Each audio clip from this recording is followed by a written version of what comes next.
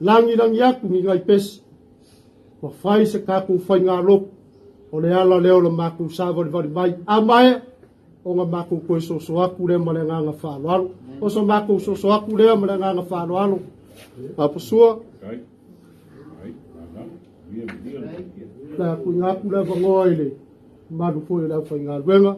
Ia wafo ia kaku whenga iai mas kaku fai ngā loku. E ngei kura fiafi.